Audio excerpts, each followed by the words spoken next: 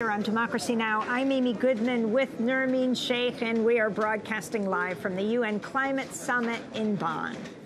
This year is known as the first Islands COP, with Fiji presiding over this year's summit. The event itself is being held here in Bonn because of the logistical challenges of hosting thousands of people in Fiji at the start of the South Pacific cyclone season. Researchers here at Bonn are warning that Pacific Islanders may be among the first to be forced to migrate due to climate change, as sea level rise is threatening to make whole islands uninhabitable. Well, on Wednesday, we got a chance to speak with Pacific Islanders who rolled out a red carpet to greet German Chancellor Angela Merkel here at the COP23. The massive banner that went along the floor to the plenary read, "Keep it in the ground." Among those who rolled it out were Pacific warriors. Lucia Ferragna, a delegate from the Marshall Islands. I asked them how climate change is affecting their islands. In the Pacific, with the sea levels rising, a lot of our lower-lying atoll countries are being affected. I mean, Marshall Islands is 2 meters above sea level, Tuvalu probably 3, and once king tides come in, it's most likely that their villages will be flooded with salt water because of the rising sea levels. Even in Samoa, places where families, their ancestral homes used to be on the shore, now have to be moved further inland because of the rising sea level. So it's affecting way of life, it's affecting crops and indigenous root crops because of saltwater intrusion, as well as fresh drinking supplies as well.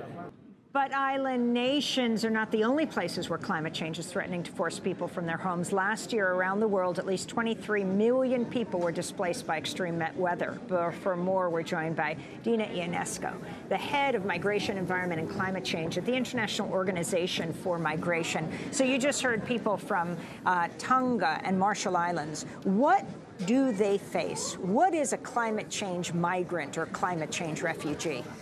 Well, climate change migration means that the impacts of climate change affect so much the lives of people that they can't stay in their homes. And very often also climate change connects to other issues, poverty, for instance, or demographic issues or conflict, and it makes it even more difficult for people to remain. So climate migration means that people have to move, but also sometimes choose to move because their environment is degrading. And it can mean, as you said, sudden onset, big storms, floods. There it's easier to count who moved because of those causes.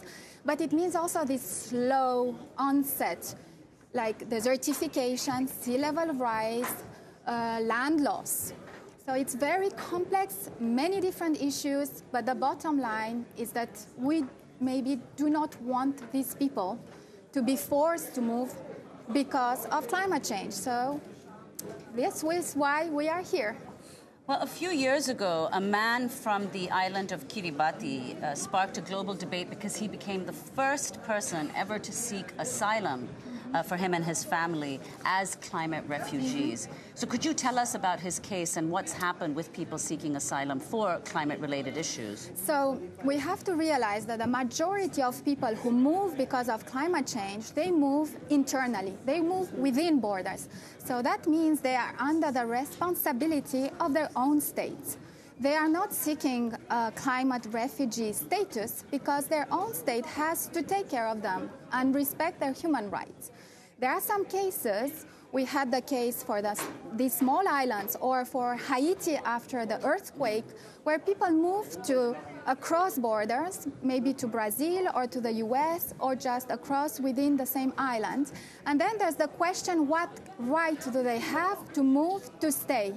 And there are also possibilities to give them a humanitarian visa or a temporary protection that can allow them to stay. You can't be a refugee for the moment. Maybe it will be, but we don't know that. It's very difficult to create a status as a refugee for climate change. We only have 45 seconds, and we're going to do part 2 and post it online. But what do you think it's most important for the world to know right now about what the world is doing about climate migrants?